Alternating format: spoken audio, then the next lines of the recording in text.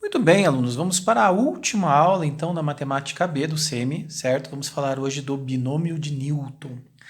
Bom, o Newton é aquele mesmo Newton da física, Sir Isaac Newton, certo? Da lei da gravidade, tudo que vocês conhecem. Newton, além de físico, era um grande matemático. E pense que na época dele não tinha calculadora, né? Então ele tinha que simplificar algumas contas matemáticas. Newton, então, elaborou a fórmula chamada fórmula de Newton, que servia para você ter a soma de dois termos elevado a n. Então, ele verificou-se que podia calcular essa soma de dois termos elevado a n, ao invés de ficar multiplicando esses dois termos por ele mesmo tantas vezes quanto fossem necessárias, ele podia usar esta fórmula aqui. Isso aqui seria vários termos, né? Combinação de n 0 a 0, a elevado a 0, x elevado a n menos 0, sendo a o segundo termo e x o primeiro termo. Então, começaria com uma combinação do n 0 a 0. Esse número aqui é chamado de número binomial, que nós vimos na aula passada, tá certo? A elevado a 0, x elevado a n menos 0, o primeiro termo. O segundo termo. Então, em vez de ser 0, 0 aqui seria 1, 1 e 1, ó. Combinação de n elevado a 1, a elevado a 1, x elevado a n menos 1.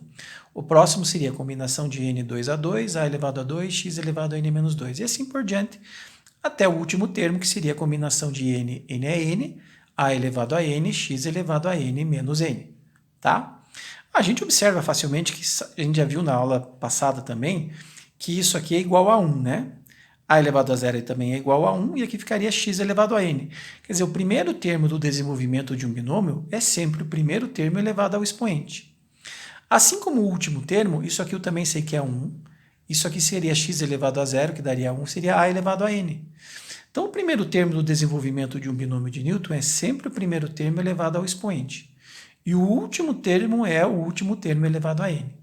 Tá certo? Mas tem os outros termos do meio. Tudo bem? No vestibular, eu nunca vi eles pedindo para você desenvolver um binômio de Newton completo. O que eles pedem no vestibular é para você achar um termo do binômio especificamente. Então, quando você tem o binômio da forma x elevado a n, por exemplo, ele pode pedir para calcular o terceiro termo do desenvolvimento, o quarto termo, o sétimo termo, dependendo do valor do n.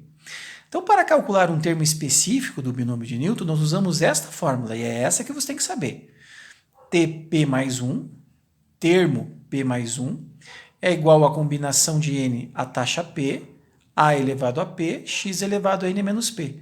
Veja que esse P assume, na verdade, as posições aqui do binômio, né? Então, para o primeiro termo, P vale 0.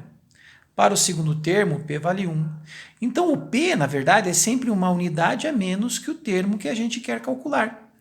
Então, se eu estou no binômio de Newton e peço para calcular o terceiro termo, o P vale 2, porque T2 mais 1 é T3. Então, eu coloco 2 aqui.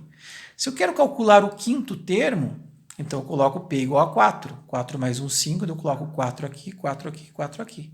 Tá certo? Então, a gente tem que decorar essa fórmula e entender que o P, que aparece em toda a fórmula, é sempre uma unidade a menos que o termo que a gente quer calcular. O N, que aparece aqui é o expoente do binômio. O A, que aparece aqui, é sempre o segundo termo. E o X, que aparece aqui, é sempre o primeiro termo. Então, a fórmula do termo geral permite calcular qualquer termo do desenvolvimento de qualquer binômio de Newton. Mas não esqueça que o primeiro termo é sempre o primeiro termo elevado a n, e o último termo é sempre o último termo elevado a n. Tudo bem, professor, mas em termos de vestibular, o que costuma aparecer? Então, eu vou fazer os 4 exemplos básicos de exercícios de binômio de Newton que costumam aparecer nas provas do vestibular. Vamos lá. Bom, o primeiro exercício básico que costuma aparecer em provas é esse aqui, ó. Calcule a soma dos coeficientes numéricos do desenvolvimento desse binômio, 3x menos y elevado a sétima. Aí você fica pensando, mas professor, os coeficientes numéricos não são aqueles números na frente de cada termo? São. Mas aí eu precisaria desenvolver o binômio completo para conseguir descobrir quais são os coeficientes de cada um desses termos. Daria muito trabalho, não daria, professor? Daria. Mas existe um método, uma maneira mais fácil de você resolver e achar a soma dos coeficientes numéricos sem precisar desenvolver o binômio inteiro. Um macetinho. Para calcular a soma dos coeficientes numéricos do desenvolvimento de qualquer binômio, basta substituir as letras que aparecem na base por 1. Então, eu vou substituir o x por 1 e o y por 1. Ó. Fica 3 vezes 1 menos 1 elevado à sétima. Então, eu substituo as letras da base por 1. Quanto que é 3 vezes 1? 3 menos 1, 2. Então, ficaria 2 à sétima. E quanto que é 2 à sétima? Se eu multiplicar o 2 por ele mesmo 7 vezes, o resultado disso vai dar 128. Se você desenvolver esse binômio de Newton completo, de forma completa até o final, tá certo? E somar os coeficientes numéricos de cada um dos termos que vai aparecer nesse binômio, esta soma vai dar exatamente 128. E é muito mais fácil, como você percebe, resolver desta forma do que você pegar e desenvolver o binômio completo. Então, por ter esse macetinho nesse tipo de exercício, isso aqui é uma das coisas que aparece com muita frequência nas provas da UEPG, tá certo? É um típico exercício que aparece com muita, como falei, muita frequência. Por quê? Porque é fácil de resolver. Para calcular a soma dos coeficientes numéricos do desenvolvimento de qualquer binômio de Newton, basta substituir as letras da base por 1, tá certo? E aí você efetua o cálculo, que normalmente é um cálculo simples. Então, esse é o primeiro exemplo de um exercício básico que costuma aparecer, como eu falei, com frequência nas provas da UEPG. Bom, um outro exercício bem básico que costuma aparecer no vestibular da UEPG é assim. Ele pergunta, quantos termos tem o desenvolvimento do binômio raiz de x sobre 3 menos y elevado a 11? Cara, você não vai precisar desenvolver todo esse binômio, não. Sabe por quê? Porque o número de termos é sempre o valor do expoente mais 1. Ou seja, nesse binômio eu tenho 12 termos. Então, se eu desenvolver o binômio completo, vai ficar uns termos com raiz de x, com y. Pode ser que tenha um termo que não tenha y, pode ser que tenha um termo que não tenha raiz de x, mas no final, o número de termos que você não consegue juntar por causa dos coeficientes diferentes de x e y é 12. O número de termos do desenvolvimento de qualquer binômio é sempre o expoente mais 1. Então é muito fácil. Por exemplo, no exercício anterior, né, que eu tinha um expoente 7, aquele binômio eu tenho certeza que tem 8 termos. Naquele caso, como eu só queria a soma dos coeficientes numéricos, eu não precisava nem saber quantos termos ia ter, né? Mas se ele perguntasse também naquele exercício anterior quantos termos teria o desenvolvimento, seria 8 termos. Assim como nesse caso eu tenho 12 termos. Tudo bem? Bom, um outro caso comum também é pedir para você achar então um dos termos do desenvolvimento, né? Nesse binômio aqui, ó, calcule o quinto termo do desenvolvimento de x menos 2y à sexta. Como é que eu faço para achar o quinto termo do desenvolvimento aqui? Bom, vamos relacionar tudo isso com o binômio x mais a elevado a n. Então, nesse exercício, o x é o próprio x, certo? É o primeiro termo. Já o a, neste exercício, é menos 2y. Repare que leva junto o sinal. O n, que é o expoente, nesse caso vale 6. E o p, lembra do começo? O p é sempre uma unidade a menos que o termo que a gente quer calcular. Então, se eu quero calcular o quinto termo, o p vale 4. Então, eu vou substituir esses valores na fórmula do termo geral. Tp mais 1 igual combinação de n p a p, a elevado a p, x elevado a n menos p. Então, eu vou substituir esses valores, é uma receitinha de bolo. Ó. Eu coloco os ingredientes na fórmula no lugar dos valores indicados. Então, T4 mais 1, porque seria o quinto termo, né? T5, igual a combinação do n, que é 6, tomados P a P, 4 a 4, vezes o A, que é menos 2y, elevado a quanto? Elevado a 4, que é o P, e vezes o x, elevado a n, 6 menos P, 4. Então, uma receita de bolo, você coloca os ingredientes na fórmula, tá certo? Então, você teria aqui que T5 é igual, combinação de 6, 4 a 4, fica quanto? 6 fatorial sobre 4 fatorial vezes 2 fatorial. Lembra da fórmula da combinação? N fatorial, P fatorial, por que 2 aqui, professor? Porque é N menos P, 6 menos 4, 2 fatorial. Menos 2 elevado à quarta dá quanto? 16 positivo, tá certo? Y à quarta. Então, menos 2 à quarta fica 16 positivo.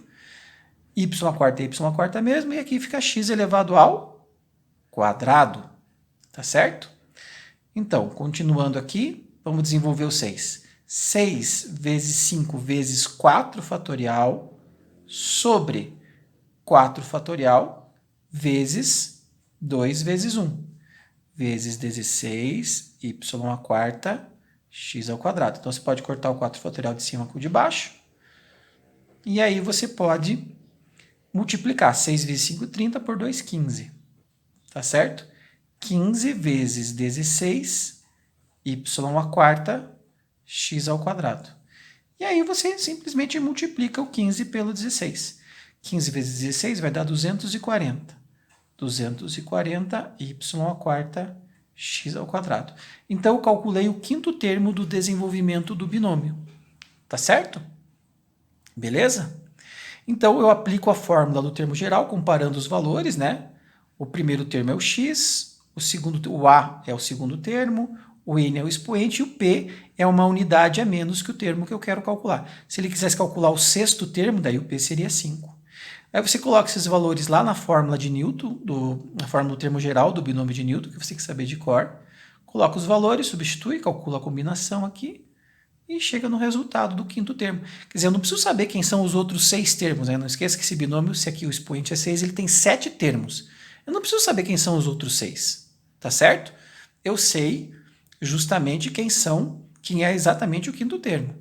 Podia fazer outras perguntas aqui? Podia perguntar para você, quantos termos tem o desenvolvimento? Você fala 7 termos, porque o número de termos é sempre o expoente mais 1. E se eu te perguntasse, nesse caso, quanto que seria a soma dos coeficientes numéricos? Vamos calcular aqui do ladinho, tá? Então não está perguntando no exercício, mas vamos fazer isso aí. Vamos calcular a soma dos coeficientes? Seria quanto? 1 menos 2 vezes 1 à sexta. 1 menos 2 é menos 1, e menos 1 à sexta é 1 positivo. Porque os termos vão alternar, né? Hora vão ser positivos, hora negativos. Então, você vai somando e subtraindo os termos, e no final, a soma dos coeficientes aí vai dar 1. A soma pode ser, inclusive, 0, dependendo do binômio que você tenha. Pode ser uma soma negativa, que dê um resultado negativo, tá certo? Mas se eu quisesse calcular a soma dos coeficientes numéricos desse binômio, bastava substituir as letras por 1, e nesse caso vai ficar menos 1 à sexta, que é 1 positivo. Beleza? São as coisas mais básicas de binômio de Newton que pode aparecer numa prova. Quantos termos tem o desenvolvimento, que é o expoente mais 1, como é que calcula a soma dos coeficientes numéricos do desenvolvimento do binômio, e para achar um termo específico usando a fórmula do termo geral. São as coisas que mais costumam aparecer nos vestibulares envolvendo a questão do binômio de Newton. Tá certo? Bom, vamos ver um exercício um pouco mais trabalhoso, poderia cair numa prova específica da UEPG. Vamos lá? Então, esse seria talvez o exercício mais trabalhoso, né? Porque você não sabe, na verdade, nesse exercício, qual é o termo. Calcule o termo independente de x no desenvolvimento de x mais 2 sobre x ao quadrado elevado à sexta potência. Eu sei que tem 7 termos. Então, eu posso usar a fórmula do termo geral e ficar tentando até achar o termo independente de x. O que seria um termo independente de x? Seria um termo sem o x. Seria só a parte numérica, nesse caso. Não teria x junto com o termo. Pode ser que o binômio tenha termo independente de x também, não é uma coisa que tem que ter sempre. Pode ser que o binômio não tenha termo independente de x. Normalmente, se ele pede para calcular, é porque tem. Mas e não tem como eu saber qual termo específico é, professor, sem precisar fazer todos os termos? Tem. Então, vamos lá. Vamos relacionar os dados nesse exercício. O x é o próprio x. O a é 2 sobre x ao quadrado. O n é 6. Mas eu não sei quem é o P. Tá certo? Eu não sei quem é o P nesse exercício. Então, se eu colocar esses valores na fórmula do termo geral, vai ficar assim, ó. T, P mais 1, igual a combinação de 6 tomado P a P, que eu não sei quem é P, vezes o A. O A é 2 sobre x ao quadrado elevado a P, eu não sei quanto que é o P, e vezes o x, que é o próprio x, elevado a 6 menos P. Aí você fala, professor, mas não adiantou porque eu não sei quem é o valor do P, né? Tudo bem. Nesse tipo de exercício, eu vou ter que dar um jeito de juntar os valores de x, esse x com esse, que logicamente vão ficar elevados a expoentes em função do p. Quando eu tiver um único x elevado a um expoente em função do p, eu tenho que pensar o seguinte: para o termo ser independente de x, ele não vai ter o x, né? Então, esse expoente do x teria que ser quanto? Teria que ser zero, porque se eu tiver x elevado a zero, eu sei que vai dar 1, e aí some o x da interpretação. Então, eu vou ter que igualar esse expoente a zero, para aí descobrir quem é o termo independente de x. Tá certo? Como é que eu vou fazer isso? Eu vou usar propriedades das potências. Então, eu posso escrever o Tp mais 1 assim, ó. Tp mais 1 igual combinação de 6p a p vezes, vou separar aqui, ó. Vou deixar o 2 elevado a p.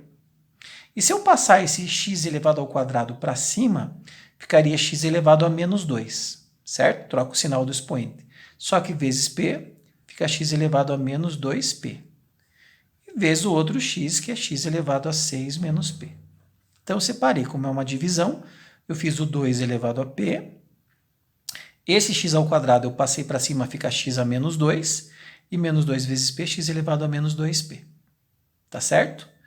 Aqui eu não tenho multiplicação de números de mesma base e expoentes diferentes. O que eu faço? Repete a base e soma os expoentes, certo? Então, eu vou ter 2 elevado a p. E eu vou ter x elevado a quanto? 6 menos p com menos 2p. Ficaria 6 menos 3p. Concorda? Porque menos 2p juntando com menos p dá menos 3p. Multiplicação de números de mesma base e expoentes diferentes, repete a base e soma os expoentes. Menos 2 mais 6 menos p, dá para juntar o menos 2p com menos p, dá menos 3p. Tá certo? Bom, mas se eu quero o termo independente de x, então este expoente aqui, ó, esse expoente, o 6 menos 3p, tem que ser igual a quanto? Tem que ser igual a zero. Porque se eu ficar com x elevado a zero, vai dar 1 e vai sumir o x. Então, aí, nesse caso, você passa o 3p para o outro lado, né? Ó, menos 3p para cá positivo. 6 divididos por 3 é igual a p. Portanto, o p vale 2. Tá certo? Então, eu juntei os valores de x num único x elevado ao expoente em função do p e igualei esse expoente a zero. Porque aí eu descubro o p. Se o p é 2, qual é o termo independente de x? Nesse caso é o terceiro termo. Beleza? Então agora eu vou voltar para a equação aqui e vou substituir o p por 2. Então fica assim, T3, né? Porque 2 mais 1 é 3, é igual a combinação de 6, 2 a 2, vezes 2 elevado a 2, vezes o x elevado a zero, porque eu sei que essa conta vai dar zero. Então, o terceiro termo vai ser 6 fatorial sobre 2 fatorial vezes 4 fatorial, vezes 2 ao quadrado, que é 4, vezes x elevado a zero, que é 1. Ok? Então, o terceiro termo é 6 vezes 5 vezes 4 fatorial sobre 2 vezes 1 vezes 4 fatorial, vezes 4. Vai cortar os fatoriais. O terceiro termo vai ficar 6 vezes 5, 30 por 2, 15. 15 vezes 4, então o terceiro termo vai ser igual a 60. Então, o terceiro termo é o termo independente de x nesse caso, certo? E ele vale 60, ou seja, um termo que não apresenta o x no seu resultado final. Tudo bem? Esse é o exercício mais trabalhoso, você tem que descobrir quem é o termo primeiro, né? Para depois calculá-lo. Falou em termo independente de x, lembre, é x elevado a zero. Tá certo, moçada? Tente fazer aí os últimos exercícios da apostila. Se tiver uma dúvida, vocês podem perguntar ainda essa semana, né? Para esclarecer essas dúvidas finais do binômio de Newton. Não é um assunto que costuma aparecer muito no vestibular, tá? Fique bem claro. Não é aquele assunto mais cobrado. A aula passada, por exemplo, de números binomiais, aparece com mais frequência que a aula de binômio de Newton, mesmo na prova específica. Mas é interessante você saber. E as 3 coisas básicas também eu já falei para vocês, que são as que mais aparecem na prova, né? A soma dos coeficientes numéricos, quantos termos tem o desenvolvimento e a fórmula do termo geral para você calcular, então, um termo específico do desenvolvimento do binômio. Valeu, galera. Um grande abraço para vocês e espero nos vermos numa próxima oportunidade. vai ter vestibular de verão lá em março do ano que vem, né? O CEPAM está preparando algumas novidades para vocês, fiquem atentos. Espero poder ver vocês presencialmente no segundo semestre, a partir de setembro, pelo menos, né? Para que a gente possa se preparar bem para esse vestibular que vai vir aí. Vai ter o dobro do número de vagas, então você tem que ficar esperto, tem que se inscrever, tem que se preparar, estudar de novo, né? Revisar as matérias, para que a gente possa deixar você apto para detonar nesse vestibular lá do dia 7 e do dia 8 de março. Tudo bem? Grande abraço, valeu muito tê-los como alunos e até a próxima.